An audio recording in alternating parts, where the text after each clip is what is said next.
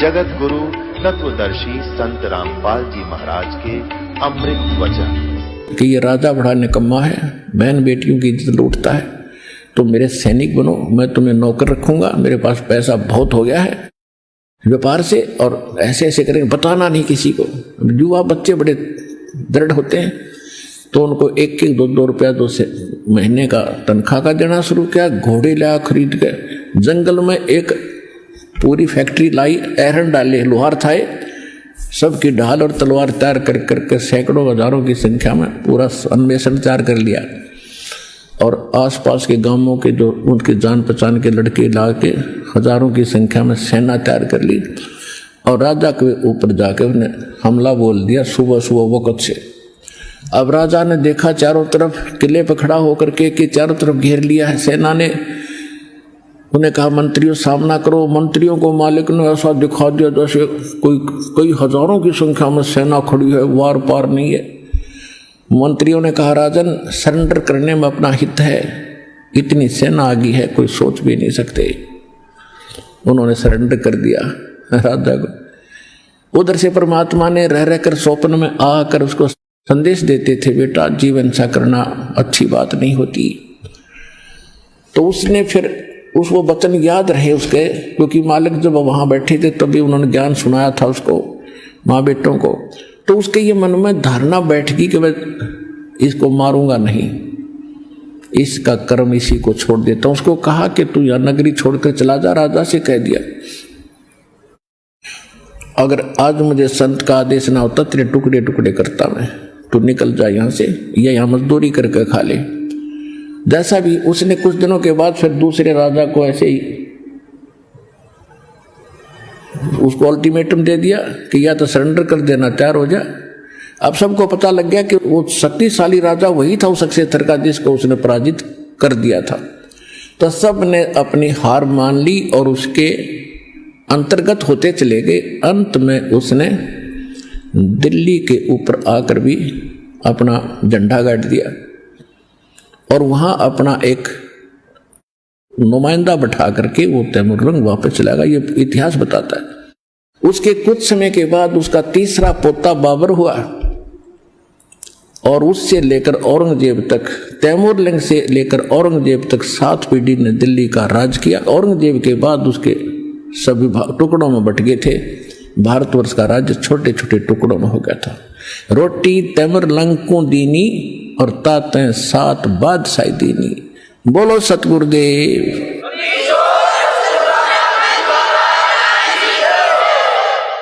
तो एक रोटी खाकर समर्थ ने 7 पीढ़ी का राज दे दिया। कृष्ण जी ने एक झोपड़ी बनवा दी उसकी, उस समय भगवान मान लिया। और तैमूरलंग को फिर मालिक ने फिर संभाला जब उसने बकवाद याद दिलाई, मूर्ख जो मनुष्य जीवन ऐसे खोने का नहीं है। तब उसने अपने पोते को दे दिया राज, लड़का ठीक नहीं था उसका, और उसके बाद फिर भक्ति करी, उसको सतनाम दिया, भक्ति कराई और उसको पार किया। समर्थ का शरणाग हो रंग होरी हो, कदे न हो ऐ काज राम रंग होरी हो। तो इस समर्थ के शरण में आने से मोक्ष भी मिला, और राज कहते हैं जैतन राजपाट भी चाहिए हमरा धर ले ध्यान। लेकिन ये राज और पाठ अच्छी चीज नहीं है, ये भी ज्ञान से हमें पता लग गया। लेकिन ये इतिहास बनाना था दाता ने, तब ये भक्ति प्रफुल्लित हो नहीं सके थी, इसलिए उन बच्चों को दुखी को सुखी भी करना था। फिर जाके उनको सच्चाई से परिचित करा के भक्ति पे फिर लगाया, और उसके बाद फिर उनका जन्म होता रहा। फिर उनको अब कलयुग में वो सभी पार होंगे, ये समय अब है उनको मोक्ष प्राप्ति का। तो सौभाग्य आपका कि आपको ऐसे समय में जन्म है कि अब मोक्ष समय आ गया है। इस बात को विश्वास से अपने हृदय में जचा लेना और मर्यादा में रहना।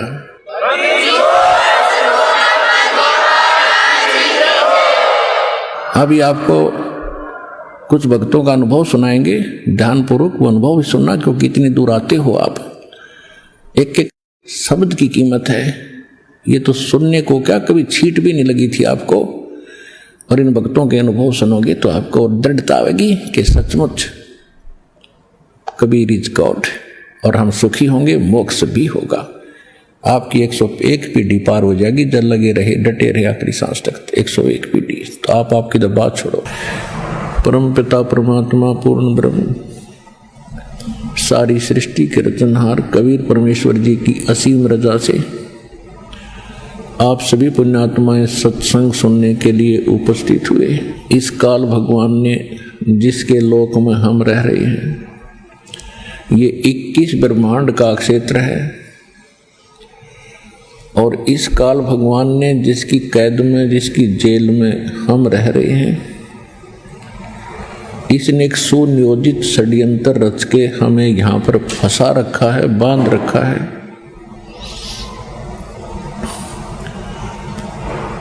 और जन्म और मृत्यु के इस हरहट जैसे कुएं में हमें डाल रखा है। आप देखते हैं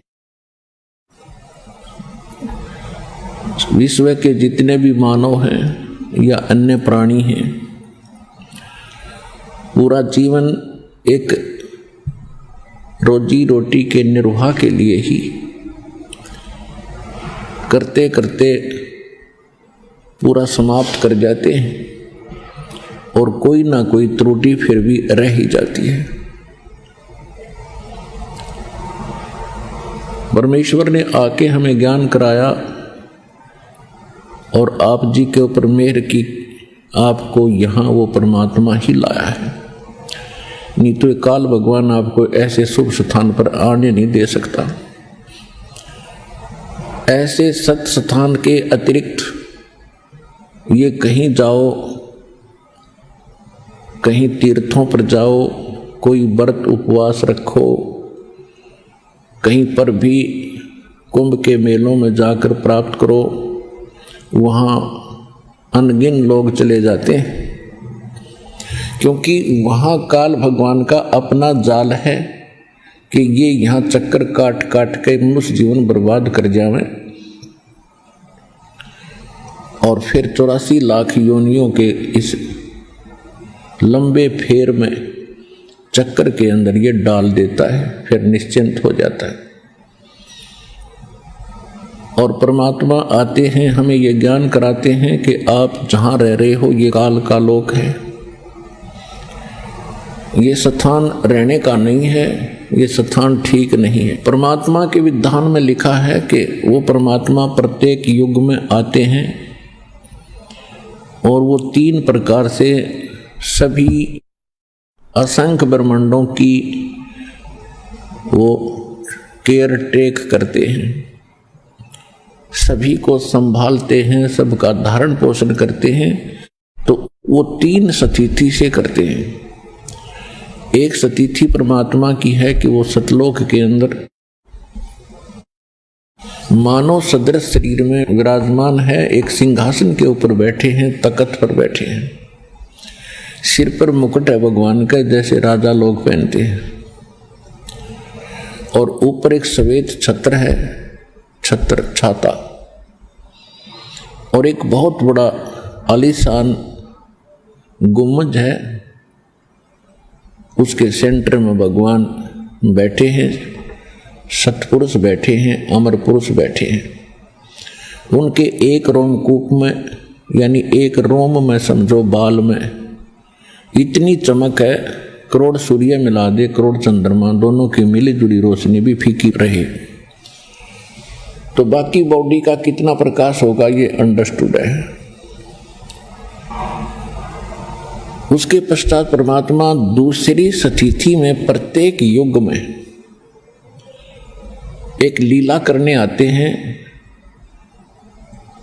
और किसी सरोवर के अंदर जहाँ कमल के फूल खिले होते हैं उस पर आकर के नवजात शिशु का रूप धारण करके सतलोक से चलकर आते हैं अपने निज स्थान से, और वहाँ एक शिशु रूप धारण करके कमल के फूल पर विराजमान होते हैं। वहाँ से कोई निसंतान दंपति उनको ले जाते हैं और वहाँ उनकी परवरिश की लीला कुंवारी गायों से होती है। ये परमात्मा ने लीला की है और वेद उसका साक्षी है, वेद उसके विटनेस हैं कि परमात्मा नवजात शिशु रूप धारण करके जब आते हैं वो ऐसी ही लीला करते हैं। तो कबीर परमात्मा ये जो बनारस में, काशी में धानक रूप में रहा करते थे, जुलाहे रूप में, ये अमर पुरुष हैं, ये सत्य पुरुष हैं, असंख्य ब्रह्मांड के ये रचनहार हैं, सृजनहार हैं, और हम सभी आत्माओं के भी ये उत्पत्ति करता है। ये सर्व उत्पादक प्रभु हैं। तो ये दूसरी प्रकार की लीला प्रत्येक युग में करते हैं, और प्रत्येक युग में इनके भिन्न भिन्न यहाँ नाम होते हैं। जैसे सतयुग में सत्सुकृत नाम रहता है भगवान का, उसमें ऋषि परंपराएं ज्यादा होती हैं जो साधु संत भक्ति मार्ग दर्शाते हैं, तो उसमें ऋषि सत्सुकृत नाम से परमात्मा प्रसिद्ध हुए थे। त्रेता में यही लीला की थी, शिशु रूप धारण करके आए थे और उनको निसंतान एक ब्राह्मण दंपति उठाकर ले गया था, और वो मुनिंदर ऋषि के नाम से प्रसिद्ध हुए थे। द्वापर युग में परमात्मा को एक वाल्मीकि परिवार निसंतान दंपति उठा के ले गए थे। द्वापर में करुणा में नाम था और वाल्मीकि नाम से प्रसिद्ध हुए थे। वो वाल्मीकि नहीं थे जो सतयुग में हुए हैं, वो अन्य थे। उसके बाद तो वाल्मीकि एक जाति परंपरा पड़ी थी, और इस कलयुग के अंदर परमात्मा अपने वास्तविक नाम से आते हैं, कबीर नाम से, कबीर देव नाम से, कबीर साहब नाम से। तो परमात्मा स्वयं भी बताते हैं, सतयुग में सत सुकृत कह टेरा, त्रेता नाम मुनिंदर मेरा, द्वापर में करुणा में कहाया, कलियुग नाम कबीर धराया।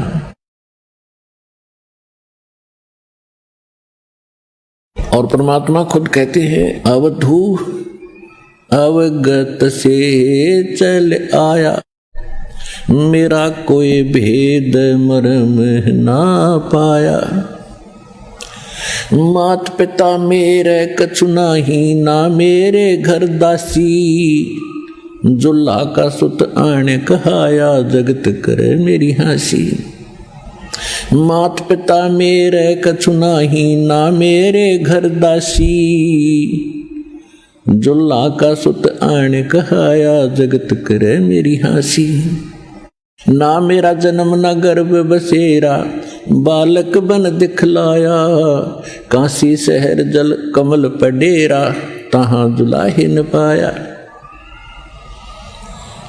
अदर गगन भंवर गुफा में जहां निज वस्तु सारा, तेरा ज्योत स्वरूपी अलख निरंजन, ये धरता ध्यान हमारा।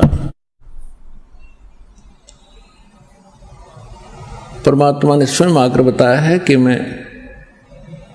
मेरा कोई जन्म नहीं हुआ, मैं किसी माँ के गर्भ में नहीं रहा, और मैंने कोई स्त्री भी ग्रहण नहीं की। मात पिता मेरे कछु नाही, ना मेरे घर दासी। दासी माने पत्नी को संत भाषा में, क्योंकि पहले सतयुग त्रेता द्वापर में बहनें अपने पतियों की बहुत सेवा किया करती थी सच्चे दिल से, और वो पति भी नेक चलन और नेक स्वभाव के होते थे। अब तो शराब पीकर रोज कूटें तो वह क्या सेवा करे उस नालायक की। तो इसलिए वो एक परमात्मा कहते हैं, मात पिता मेरे कछु नाही, ना मेरे घर दासी, जुल्ला का सुत आन कहाया, जगत करे मेरी हंसी। आज मुझे धानक जुलाहा सुंदर कह के मजाक उड़ा रहे हैं। जात पात हमारे नहीं, सभी मेरे बच्चे हैं, पर लेकिन उस समय हम भगवान को नहीं पहचान सके, क्योंकि हम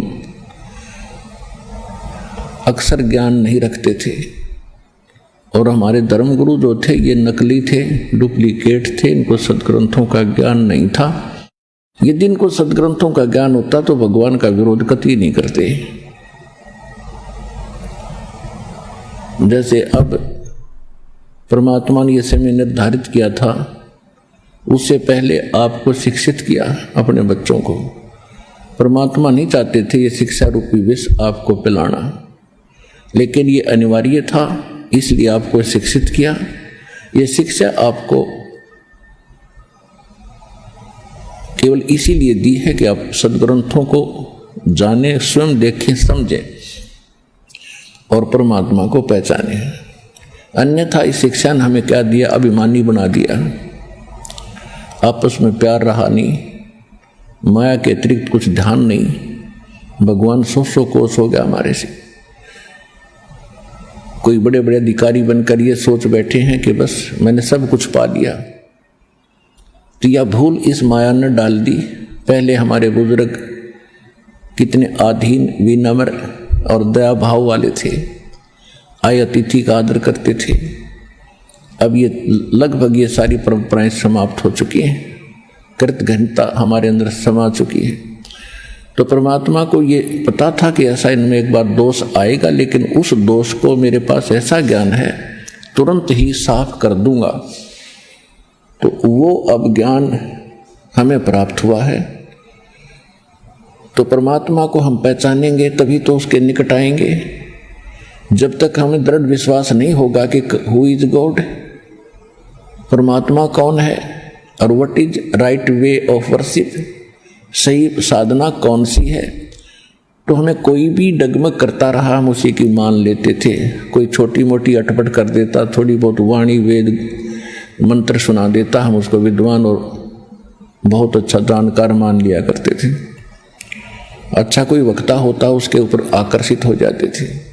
तो अभी तक हमारा इन्होंने साइकिल बना रखा था, हमें टिकने नहीं दे रहे थे। अब हम ऐसे टिक जाएंगे हमें कोई हिला नहीं सकेगा। चाहे ब्रह्मा विष्णु महेश आकर वार्ता कर लियो हमारे साथ, आखिर में वो फिट्टे मुंह होकर ही जाएंगे। अन्य संतों की तो बात ही छोड़ो, ये तो सामने आ ही नहीं सकते इस ज्ञान के। तो कहने का भाव ये है कि एक सौभाग्य आपका कि आपको ये अनमोल रतन मिल रहा है, इसको संभाल के रखना, इसको ऐसे वैसे ना समझना। ये अनमोल मंत्र मिला है। परमात्मा कहते साईं यूं मत जानियो प्रीत घट मम चित। इस मालिक के नाम को, भगवान को ऐसे एक सेकेंडरी थिंग मत समझना। साईं यूं मत जानियो प्रीत घट मम चित, मरूं तो तुम सुमृत मरूं और जीवत समरुन्नत। ऐसा भाव बनाओ भगवान। तो वो परमात्मा आकर हमें ज्ञान सुनाते थे। सन 1398 में संवत 1455 ज्येष्ठ मास की पूर्णमासी, ज्येष्ठ सुदी पूर्णमासी यानी जेठ उतरते की पूर्णमासी को सुबह सुबह परमात्मा सतलोक से चलकर आए, एक शिशु रूप धारण किया, कमल के फूल पर विराजमान हो गए। लहर तारा तालाब नामक एक सरोवर था बनारस काशी शहर के अंदर। वहां से उनको नीरू नीमा नाम के जुलाहा दंपति जो निसंतान थे वो उठा ले गए। ये नीरू नीमा उसी जन्म में ब्राह्मण थे, गौरी शंकर और सरस्वती इनका नाम था। मुसलमानों ने इनको जबरदस्ती मुसलमान बना दिया था। पहले ये शिव के पुजारी थे, इन्होंने फिर वो शिव की पूजा छोड़ के जो मुसलमानों की क्रियाएं थी वही प्रारंभ कर दी थी, और इसके साथ साथ उन्होंने जुलाहे का काम प्रारंभ कर दिया था। पहले जो दक्षिणा आती थी उससे अपना निर्वाह करते थे, फिर बाद में वो दक्षिणा बंद होगी, क्योंकि वो कथा किया करते थे पहले भगवान शिव की, शिव पुराण की, उससे दक्षिणा आती थी। और बाद में फिर वो मुसलमान बनने के बाद उनके सामने निर्वाह का संकट उत्पन्न हुआ, तो उन्होंने जुलाहे का काम शुरू कर दिया, जो बहुत आसानी से और कम खर्चे में प्रारंभ हो गया था। ये कार्य करते करते उनको काफी समय बीत गया था। वो जुलाहा नाम से प्रसिद्ध हो गए थे।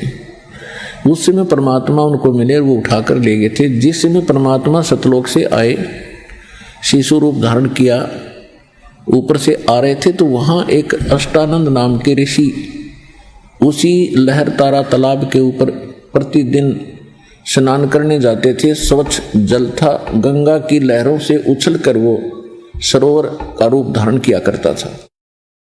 तो फिर सारा वर्ष उसके अंदर, वर्षा के दिनों में दरियाएं बहुत गहरी और ऊपर तक भर के चलती हैं, उनके ऊपर से पानी उछलकर गऊ घाटों में से वो लहर तारा तालाब का रूप धारण कर लेता था।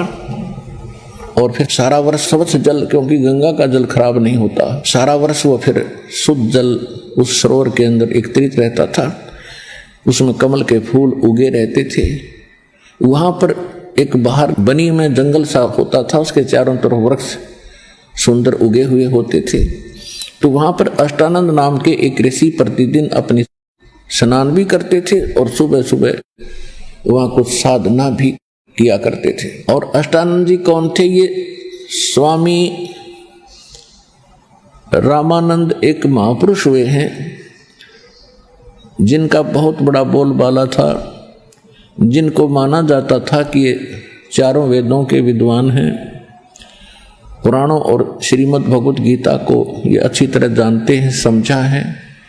यानी बहुत बड़े प्राकांड विद्वान प्रसिद्ध थे। उन्होंने 1400 ऋषि शिष्य बना रखे थे। किसने? स्वामी रामानंद जी ने, जो उनके द्वारा बताए गए ज्ञान को आगे प्रचार करते थे। और वो वैष्णव साधु थे। स्वामी रामानंद जी श्री विष्णु जी को इष्ट रूप में मानते थे, वैष्णव परंपरा से संबंधित थे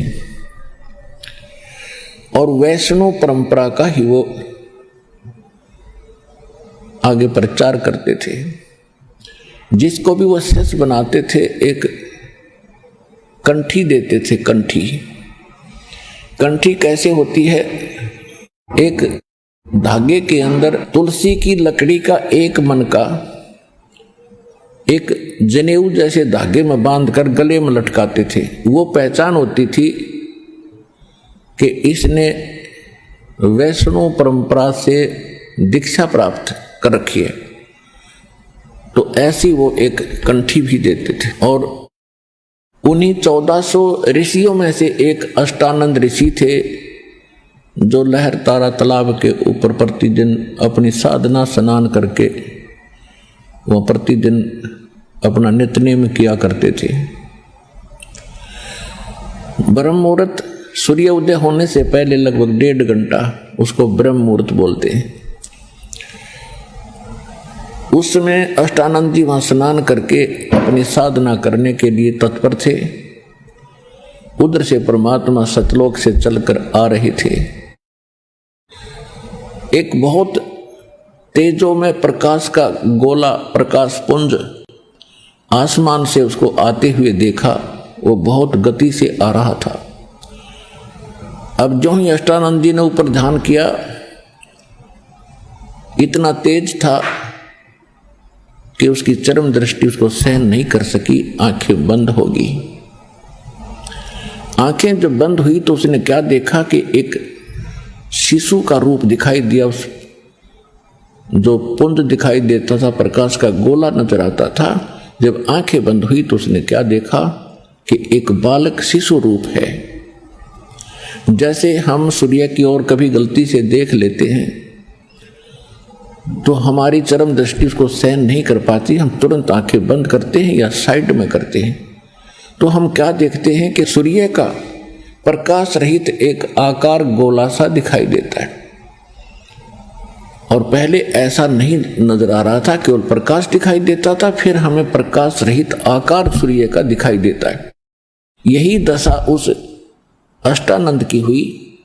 जब उसने उस तेज पुंज के गोले को देखा, आंखें सहन नहीं कर सकी, तुरंत बंद हुई तो क्या देखा कि प्रकाश रहित एक शिशु का रूप दिखाई दिया।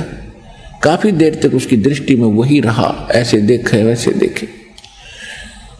जो ही उसने थोड़ी देर के बाद देखा तो क्या देखा कि वो प्रकाश जो आ रहा था वो उसी लहर तारा नामक सरोवर के एक कोने में जाके सिमट गया। उसके बाद उसको कुछ दिखाई नहीं दिया। अब उसने सोचा कि ये क्या हुआ आज मेरे साथ, ये कोई मेरी भक्ति की उपलब्धि है। या कोई और ही लीला है, अपने गुरुदेव से इसका समाधान चाहूंगा। वो तो छोड़ के साधना उठकर चला गया। उसने स्वामी रामानंद जी से जाके प्रार्थना की कि गुरुवर, आज मैंने ऐसे ऐसे एक दृष्टांत देखा, ये मेरी भक्ति का कोई प्रतिफल है या कोई मेरी वैसे ही कोई भ्रमणा शंका है। तो रामानंद जी को जैसा ज्ञान था, उसने अपने शिष्य का समाधान इस प्रकार किया कि बेटा, ऊपर के लोकों से जब अवतारगण आते हैं तो उनकी ऐसी ही स्थिति होती है, तारा सा टूटता है प्रकाश का, और वो किसी माँ के यहाँ गर्भ में आते हैं, कुछ दिनों के बाद जन्म लेकर वो लीला करेंगे। तो काशी में कोई महापुरुष का अवतरण हुआ होगा। अब उस रामानंद जी के जो भगवान थे वो विष्णु जी उर्फ कृष्ण जी उर्फ रामचंद्र जी, और ये इनके भगवान माँ से जन्म लिया करते हैं, इनको इतना ही ज्ञान था। तो आत्मा ऊपर से आती है, जो अच्छी आत्माएं होती है उनकी ऐसी ही स्थिति होती है, लेकिन वो माँ से जन्म लेते हैं, लेकिन ये परमात्मा है, ये माँ से जन्म नहीं लेते। तो उसकी शंका का समाधान इस प्रकार कर दिया। अष्टानंद संतुष्ट हुआ।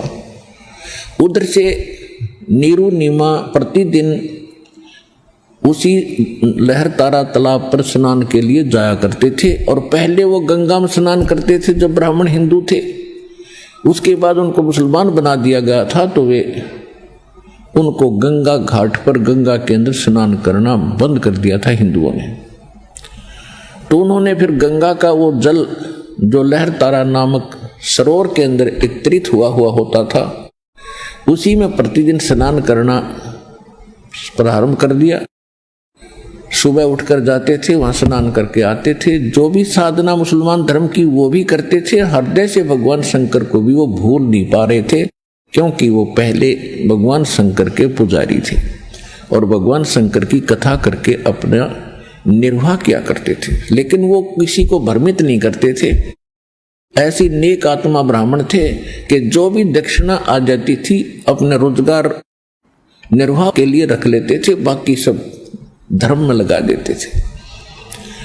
तो काल को ऐसी आत्मा नहीं अच्छी लगती कि ये बुरे कर्म करे तो बेशक फलो फूलो, अच्छे काम करने वालों को ये अवश्य कोई बाधा पैदा करता है। कब करता है? जब तक हम परमात्मा की शरण में नहीं आते। उसको ऐसा कंडम कर दिया। अब वो ना शंकर भगवान के रहे और ना ही वो अन्य कोई कर पा रहे थे, और एक साथ में उनको एक चिंता सता रही थी, उनका कोई संतान नहीं थी, निसंतान थे। वो दुख अलग से उनके ऊपर बना हुआ था। और क्या होता पुण्यात्माओं,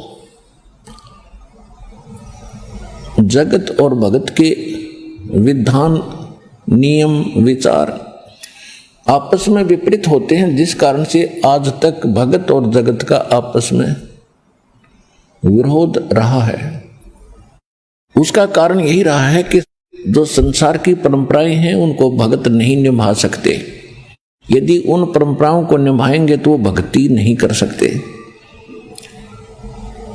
इसलिए भगत के लिए कुछ मर्यादाएं बनाई हैं, और समाज उन मर्यादाओं को रखने वालों से नफरत करने लग जाते हैं कि ये कैसा भगत बन गया, ये ऐसे भी नहीं करता, ये ऐसे भी नहीं करता। लेकिन कहते रहो, जो हमने भक्ति करनी है तो हमने अपने नियमों पर दृढ़ रहना ही पड़ेगा।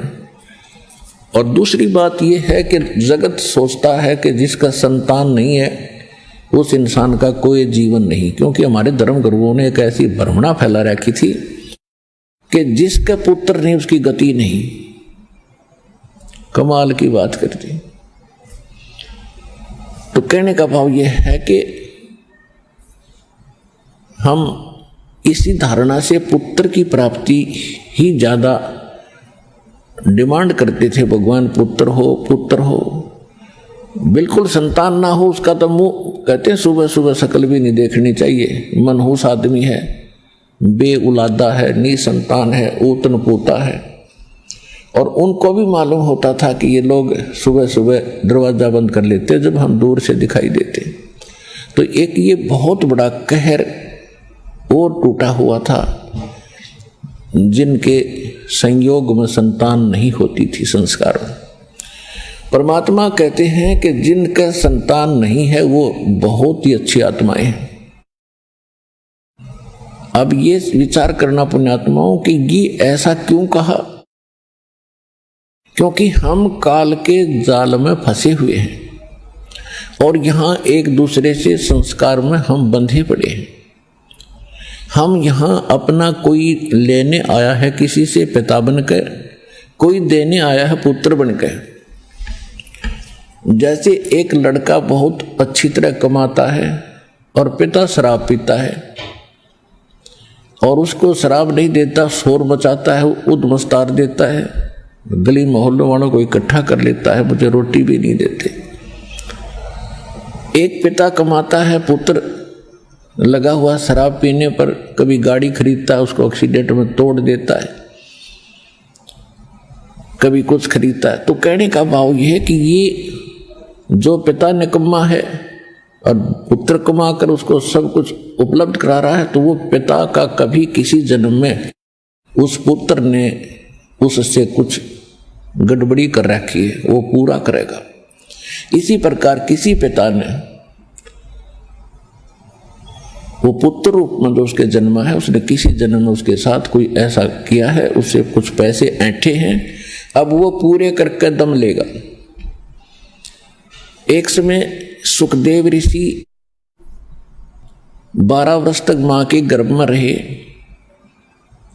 और सुखदेव ऋषि व्यास जी के पुत्र थे, वेद व्यास जी के। 12 वर्ष के बाद वो जब मां के गर्भ से बाहर आए तो बाहर आते ही वो 12 वर्ष की आयु का बच्चा बन गया। और व्यास जी को ये मालूम था कि मेरी पत्नी के गर्भ में पुत्र है, इतना इनको आभास हो जाता था। तो बड़ी खुशी मनाता था कि जब बच्चा जन्मेगा मैं बड़ी प्यार करूंगा, लाड करूंगा अपने पुत्र के, क्योंकि पुत्र की महिमा हमारे समाज में गणी थी। और सुखदेव ऋषि को मां के गर्भ में ये ज्ञान था कि बाहर जाते ही हमारी अकल पर पर्दा गिर जाता है, हम भक्ति छोड़कर बकवादों में लग जाते हैं। मां के गर्भ में प्रत्येक प्राणी को याद रहता है कि पिछले जन्म में मैंने कितनी गलतियां की, मुझे कितने मानुष जन्म मिले, मैंने कैसे बर्बाद किए। तो मां के जन्म में ये रह रह कर दुआ करता है, परमात्मा ठीक ठाक मेरा मानव शरीर मुझे बाहर निकल जाए इस नरक से, मां के गर्भ से, तो मैं सदा आपको याद करूंगा, कोई बकवाद नहीं करूंगा। अब मुझे याद है मैंने पिछले जन्म कैसे बर्बाद किए, मनुष्य के अनमोल जन्म खोए।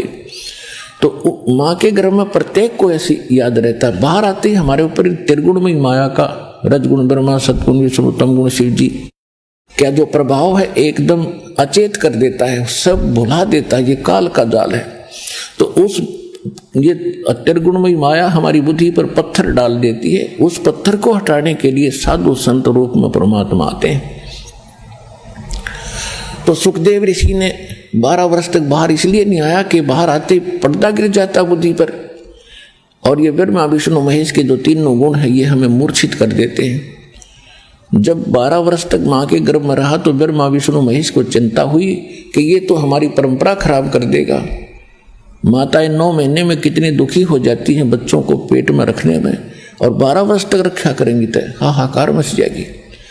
इस दिन तीनों देवताओं ने आके सुखदेव ऋषि से कहा कि भाई बाहर आओ ऋषि जी, ऐसा ना करो, ये 12 वर्ष तक गर्भ में रहेंगे बच्चे तो कितना कष्ट होगा। तो सुखदेव जी ने कहा कि आपके अंदर से जो रेज निकल रही है, किरणें निकलती हैं गुणों की, ये बाहर आते मूर्छित कर देती, ये मुझे ज्ञान हो गया है।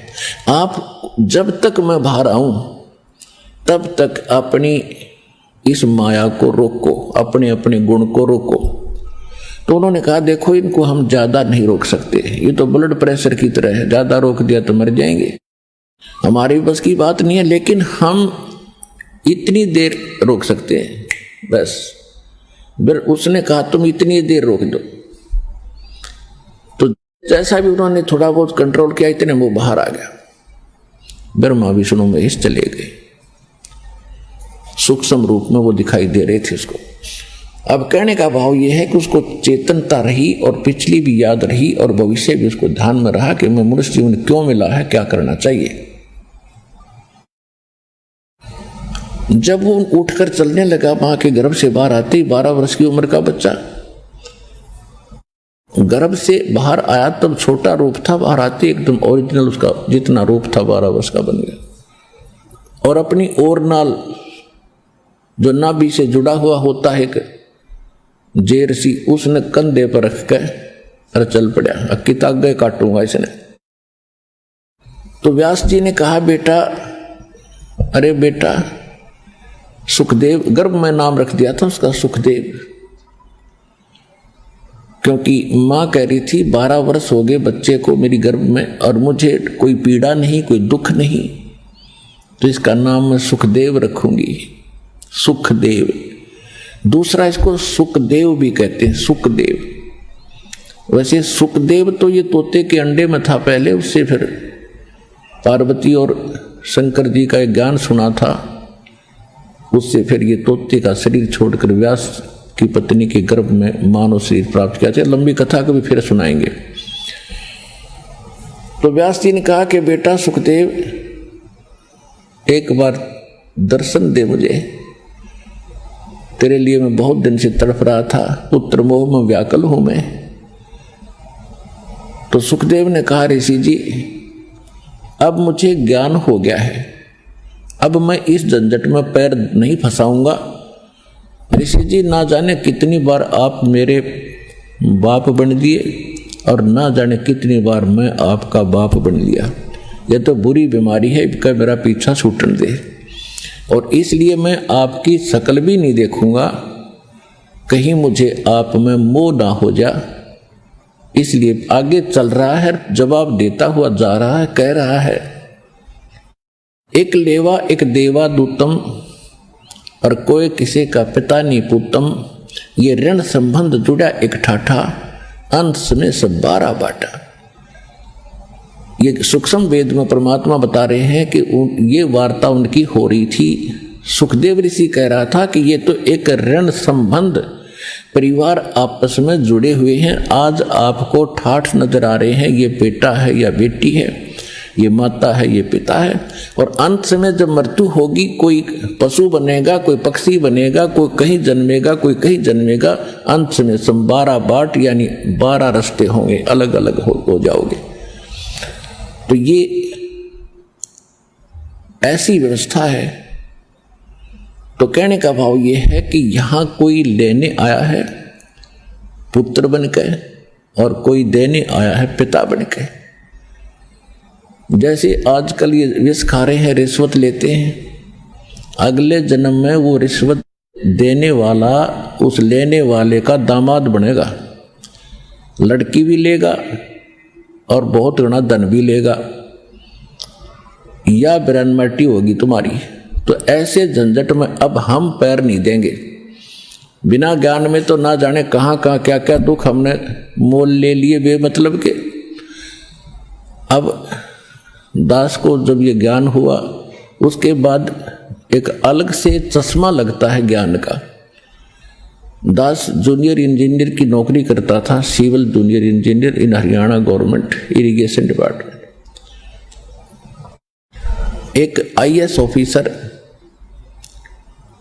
डायरेक्टर लगा माइनर इरिगेशन डिपार्टमेंट का, और उसके 6 महीने रह रहे थे रिटायरमेंट के।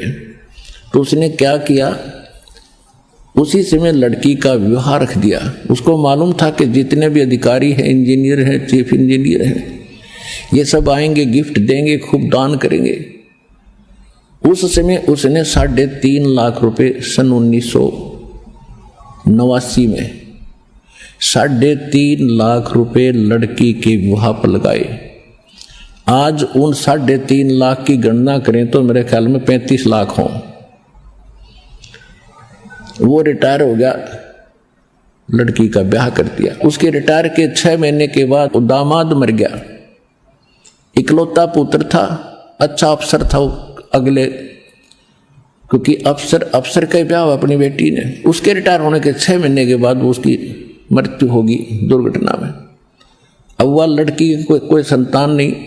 अब उसको ये महसूस हुआ कि ईब तो 3.5 लाख रुपए में ब्याही थी, अगर दोबारा ब्याहूंगा तो 7 लाख लगेंगे। भाई इस दुख में हार्ट अटैक होगा, मर गया। ये चाट ले उस रिश्वतदार पैसे ने। आगे क्या होगा?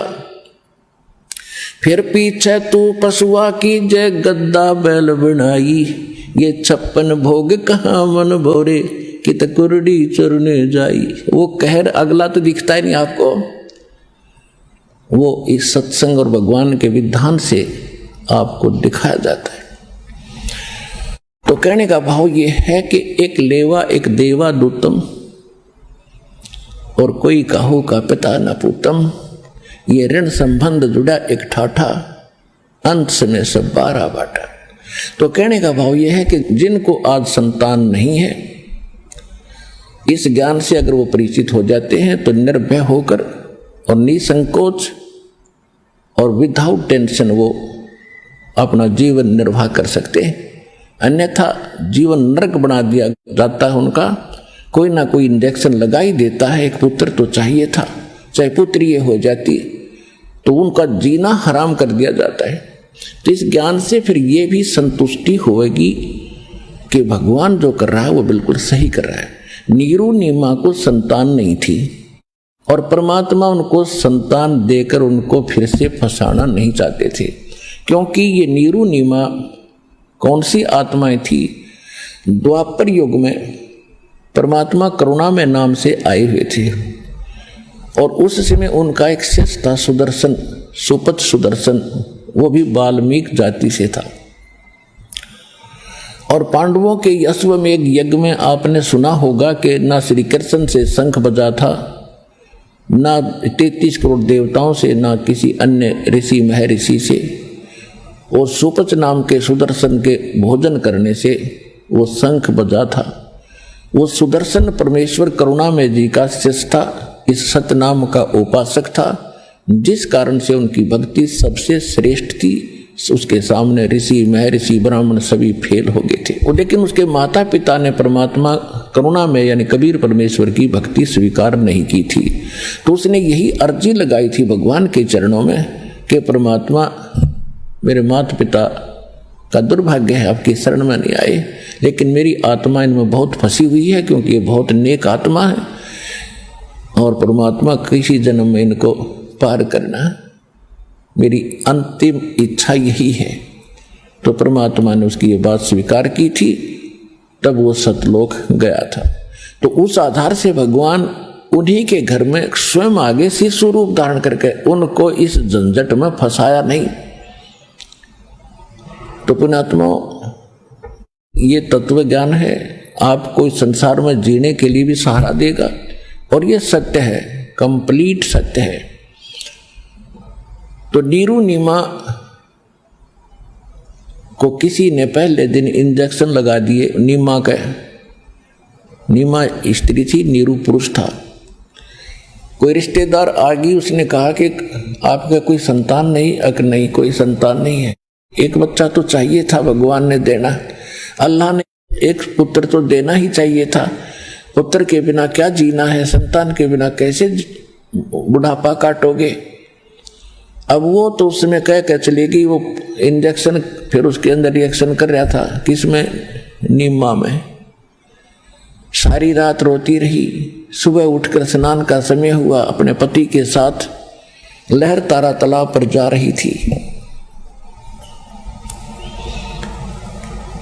रास्ते में भगवान शिव से अर्ज कर रही थी, क्योंकि बेशक मुसलमान बन गए थे लेकिन हृदय से भगवान शिव उनसे हट नहीं रहे थे और कह रहे थे, हे भगवान, हे शंकर भगवान, क्या आपके घर में बच्चों की कमी है? आप तो महादेव हैं, सब देवों के देव हैं, आप जो चाहो कर सकते हैं। अपनी दासी को भी एक बच्चा दे दो, मेरा भी संसार में जीना ठीक हो जाएगा, संसार में मेरा साझा हो जाएगा। ये कहकर फूट फूट कर रो रही थी। नीरू ने कहा कि नीमा, हमारी 60 से ऊपर उम्र होगी है, यदि भगवान हमें देना चाहते तो दे ही देते संतान। अब हमारे कोई संतान है नहीं, बुढ़ापे में कोई उंगली पकड़ने वाला है नहीं, ऊपर से तू रो रो के आंखें और खराब कर लेगी, बता अंधी होकर घूमया करेगी। आप शांत रहो, जो परमात्मा कर रहा है उस पर अपना संतोष करो। वो इस तरह कहते कहते बात करते करते उस लहर तारा तालाब पर चले गए, जो उनकी झोंपड़ी से लगभग 4 किलोमीटर की दूरी पर था। लहर तारा तालाब। अब जो ही पहले नीमा ने स्नान किया, स्नान करके वो बाहर आ गई, फिर नीरू स्नान करने के लिए सरोवर में प्रवेश किया नीरू ने। तो तब तक सूर्य जो सुबह का अंधेरा होता है, एक बार तो बहुत अंधेरा लगता है, धीरे धीरे वो शीघ्र ही समाप्त होने लग जाता है। तो नीमा जो स्नान करके तो कपड़ा बांध कर स्नान किया था उसने, उसको दोबारा धोने के लिए जब पहुंची किनारे पर, सरोवर के किनारे पे, तो उसने क्या देखा कि कोई वस्तु एक कमल के फूल पर हिल रही है। परमात्मा ने एक अंगूठा, एक पैर को परमात्मा हिला रहे थे नवजात शिशु के रूप में कमल के फूल पर, और एक पैर को हाथ में पकड़े हुए थे। अब जो ही उसने देखा कि ये क्या चीज हल रही है, उसने सोचा कोई सर्प है। जब उसने गहराई से देखा उस थोड़े से अंधेरे से में, तो क्या दिखा कि तो बालक है। तब उसने अपने पति से कहा कि देखियो जी बालक, बालक कमल के फूल पर बच्चा है, डूबेगा, पकड़ियो इसको, उठाइयो। अब नीरू नहा रहा था, ऐसे ऐसे करके गोते लगा रहा था, और वो उधर ध्यान ना देकर ये कह रहा था कि नीमा तू मेंटल होली, इन बच्चों के फिराक में तू पागल होगी। अब तुझे, अब जल में भी तुझे बालक नजर आने लगे, मान मेरी बात, तू मत ज्यादा टेंशन ले। तो उसने फिर कसक के साथ कहा, जी देखो सचमुच, देखो सचमुच। जिधर वो दृष्टि संकेत कर रही थी, उधर उसने देखा कि सचमुच कमल के फूल पर एक नवजात बालक दिखाई दे रहा। नौजों का तो उसने तुरंत उसको उठा लिया, बच्चे को, और कमल के फूल समेत अपनी पत्नी को थमा दिया। अब पुण्यात्माओं, आज आपको पता लग गया कि कबीर इज गॉड है, और जिसके लिए हम भटक रहे हैं, और वो भगवान हमारे सामने हो, छूना तो दूर की बात है, दूर से भी दर्शन हो जा, गदगद आत्मा हो जा, आंखों से आंसू बहने लग जा प्रेम में। और जिस पुण्यात्मा ने उस मालिक को सीने से लगाया, बालक की तरह मुंह चूमा प्यार किया, उसको कैसा आनंद आया होगा, शब्दों में वर्णन नहीं किया जा सकता। जिसके नाम लेने से रोंग रोंग खड़े हो जाते हैं उस परम पिता के, और वो सीने से लगाकर उसको पुत्रवत प्यार कर रही थी। अब उसको कितना आनंद था। उधर से नीरू स्नान करके बाहर आया, बाहर आके वो इतनी मस्त थी उस बालक के प्यार करने में, जैसे अरसों शुक्र मना रही थी शंकर भगवान के। अपने आत्माओं, या बिजली अब तक न्यू गिर रही थी, करे था कबीर भगवान, और सिरे मिला था इन रामकृष्ण शंकर विष्णु को। कहते हैं जगत का पेखना पेखा, धनी का नाम ना लेखा। जो सब कुछ कर रहा है उसका जिक्र भी नहीं था, और वो सोच रही थी आज मेरे शंकर भगवान ने मेरे को बालक दे दिया, और वो धनी आ रहा, देने वाला खुद आ रहा था, उसको ज्ञान नहीं। तो ये कहते हैं जगत का पेखना पेखा, उसने ये कर दिया, उसने ये कर दिया, फलान ने ये कर दिया। जो कर रहा है उसका नाम ना निशान। कहते धनी का नाम ना लेखा, गरीबदास जी कह रहे हैं। तो नीरू को फिर समस्या ये आई कि पहले तो हम हिंदू से मुसलमान बनाए, और आज इस बालक को हम लेकर जाएंगे तो जनता पूछेगी कि किसका बच्चा, तुम किसका उठा लाए, तुम्हारे हवस थी बच्चे की, तुम पता नहीं किसका उठा कर लाए हो, बताओ कहां से लाए। तो वो सोच रहा था, अपने संकल्प विकल्प उसमें उठ रहे थे।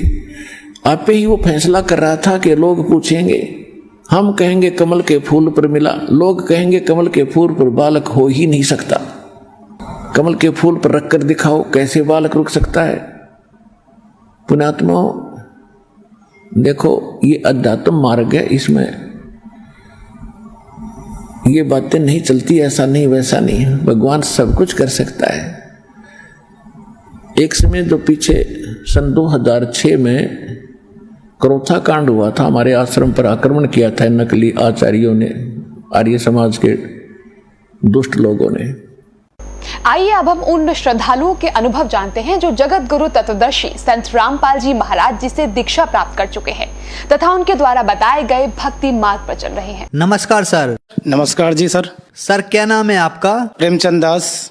कहाँ के रहने वाले हैं? ग्राम पोस्ट सीकरी, जिला बुलंदशहर, उत्तर प्रदेश का रहने वाला हूँ जी। सर संत रामपाल जी महाराज से नाम दीक्षा लेने से पहले क्या आप कोई भक्ति साधना भी करते थे? संत रामपाल जी महाराज की शरण में आने से पहले हम ब्रह्मा विष्णु महेश गणेश सभी की पूजा करते थे। जैसे कि गांव में होते हैं हमारे 5 ईंट धर करके उन पर खोंटा या चामड़ माता पथवारी सभी को पूजते थे। मंदिर में ही जाता था, मंदिर में जा करके मैं जल भी चढ़ाता था, दूध भी चढ़ाता था, चामड़ माता को भी मैं जल अर्पण करता था। और मैं डॉक्टर होते सोते के नाते मुझे और हानि बहुत ज़्यादा होने लगी। जैसे कि मुझे पाइल्स की शिकायत थी, बहुत ब्लड जाता था लैट्रिन के रास्ते, और मेरे हार्ट पेन की शिकायत थी। मैंने अपने परिवार को भी मैंने आज तक ये बात नहीं बताई। मुझे बहुत दिक्कत होती थी, मगर मैं डॉक्टर होते सोते बस ऐसे सहता रहता था। रातों में नींद भी नहीं आती थी और मेरे किडनी स्टोन भी थी। मैं बहुत ही परेशान रहता था। इस भक्ति साधना से मुझे कोई लाभ प्राप्त नहीं हुआ। सर आपने बताया कि आप जो भक्ति साधनाएं करते थे उनसे आपको कोई लाभ नहीं मिला, तो फिर संत रामपाल जी महाराज की शरण में आप कैसे आए?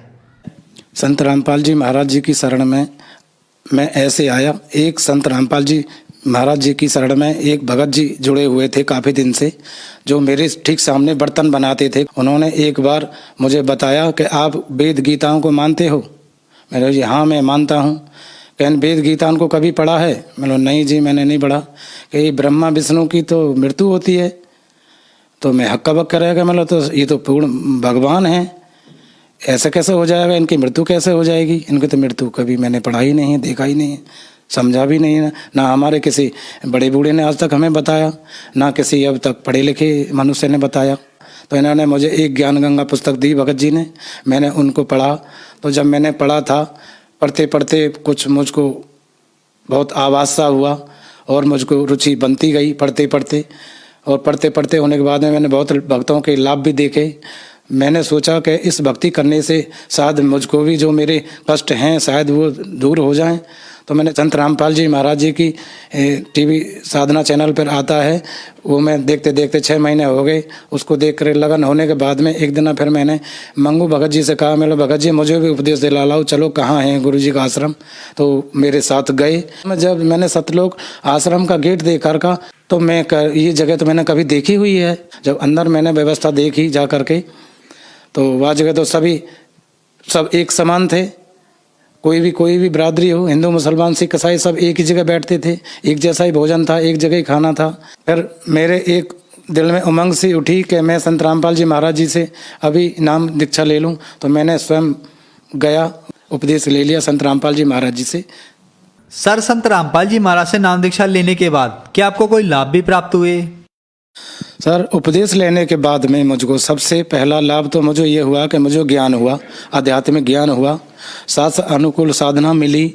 और मेरे हार्ट पेन था, जब मैं बस में जा रहा था, कश्मीरी गेट पे बैठ के अपने परिवार को लेने के लिए फरीदाबाद जा रहा था, तो गाड़ी में बैठने के बाद में धीरे धीरे मेरे हार्ट पेन हुआ। जैसे जैसे बस आगे बढ़ रही थी ऐसे ही पेन बढ़ता जा रहा था। संत रामपाल जी महाराज जी से मैंने प्रार्थना लगाई, मालिक ये मेरा हार्ट पेन हो रहा है, बहुत दर्द हो रहा है, ऐसे दर्द होता रहेगा तो मेरी मृत्यु इस बस में ही हो जाएगी, मैं तो अपने वहाँ पर भी नहीं पहुँच पाऊँगा, बच्चे क्या सोचेंगे। हे मालिक अगर आप पूर्ण परमात्मा हो तो मेरा पेन अभी ठीक हो जाए। बस ऐसे कह के मैंने मुँह मेरी जबान मतलब बंद ही हुई थी, तुरंत मेरा हार्ट पेन ठीक हो गया। मैं बोला थोड़ी देर में, अभी तो मेरा पेन था मगर अब तो मेरे कुछ भी नहीं है।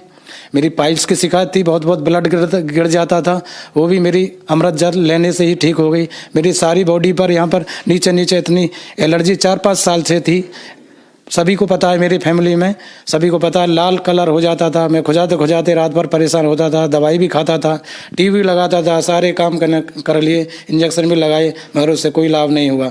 एक दिन मैं संध्या आरती शाम को मैं कर रहा था, गुरुजी से प्रार्थना की कि गुरुजी ये एलर्जी मेरी कब ख़त्म होगी, मैं तो खुजाता रहता हूँ। जब मैं खुद ही परेशान हूँ, मैं एक डॉक्टर होते सोते मैं दूसरे को क्या मैं ठीक करूँगा। वो मैंने प्रार्थना रात को लगाई थी। सुबह मॉर्निंग में मैंने उठ करके देखा, मेरा जितने भी दाग धब्बे थे परमात्मा की दुआ से मेरे बिल्कुल आज तक मेरा कोई रोग दोष है ही नहीं। कितनी स्टोन भी मेरी बाथरूम करने के रास्ते से सब निकल गई। अपनी आंखों से देखा, मैंने रख भी रखी थी, मगर मैं यहाँ लेके नहीं आया घर। अभी तक मैंने 2 पथरी 6-6 mm 7-7 mm की काफ़ी मोटी रखी हुई है। मैं बाथरूम के रास्ते आराम से निकल गई। ना कोई दर्द है, ना कोई मेरी बवासीर है, ना मेरे हार्ट पेन है, ना मेरे एलर्जी है। मुझे ये लाभ प्राप्त हुए। एक बार जब मेरा छोटा बच्चा था 1.5 साल का, दिवाकर नाम है उसका, घर के बाहर खेल रहा था, मोटरसाइकिल की चपेट में आ गया था।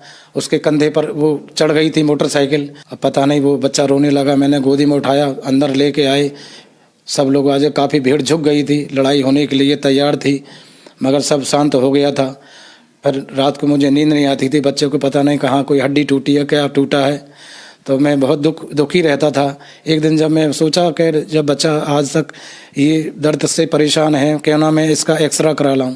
एक्सरा कराने से पहले मैंने परमात्मा से, संत रामपाल जी महाराज जी से प्रार्थना की। घर पे मैंने दंडवत करी। आज के दोपहर को मैं करके गया कि हे परमात्मा संत रामपाल जी महाराज, आज अगर पूर्ण परमात्मा हैं आप, तो मैं अपने बेटे का एक्सरा कराने के लिए जा रहा हूँ। जब मैं एक्सरा कराने पहुँचा तो आज के एक्सरा हुआ। एक्सरे उन्होंने धोया, उन्होंने मुझको दिखाया, मैंने अपनी आंखों से देखा है, केवल टूटी नहीं थी, केवल हल्का सा मोड़ आ गया था। मैं बहुत खुश हो गया, आत्मा मेरी गदगद हो गई कि मालिक मेरे बच्चे को मुझको बचा लिया। मालिक उस दिन से आज तक मुझको लाभ ही लाभ प्राप्त हो रहे। मेरा बच्चा आज बिल्कुल ठीक है और मैं भी ठीक हूँ। तो जो समाज आज आपको देख रहा है, आप उन्हें क्या संदेश देना चाहेंगे? सर, मैं संदेश तो नहीं दे सकता क्योंकि मैं इस योग्य नहीं हूँ। मैं प्रार्थना कर सकता हूँ सब भाई बहनों से कि संत रामपाल जी महाराज पूर्ण परमात्मा हैं, कबीर साहब के अवतार हैं, उनको जानो पहचानो। वेद शास्त्र को अनुकूल साधना बताते हैं। अपनी पुस्तक में आप मिलाइए, वेद शास्त्रों में और गीता जी में सभी श्लोक दिए हैं। ज्ञान गंगा पुस्तक सब जगह सेवा करी जाती है। पूरा प्रचार गुरु जी का हो चुका है, संत रामपाल जी महाराज जी का। और आओ और उनका आशीर्वाद लो और नाम दान लो। सर, संत रामपाल जी महाराज से नाम दीक्षा कैसे ली जा सकती है? संत रामपाल जी महाराज जी से नाम दीक्षा टीवी के माध्यम से भी ले सकते हैं और जगह जगह नाम दान केंद्र खुले हुए हैं। चैनल पे सत्संग आता है संत रामपाल जी महाराज जी का, वहाँ पर एक नीचे पट्टी चलती है, उस पर मोबाइल नंबर सभी आते हैं और जिस भी मोबाइल नंबर को आप मिलाओगे वो कहीं भी आपको मिलेगा। वहाँ आप कांटेक्ट कर सकते हैं। कहाँ कहाँ नामदान केंद्र हैं, कौन कौन से ज़िले में, सभी जगह खुले हैं। नामदान केंद्र पर जाकर आप नाम उपदेश ले सकते हैं। धन्यवाद सर। सत्संग।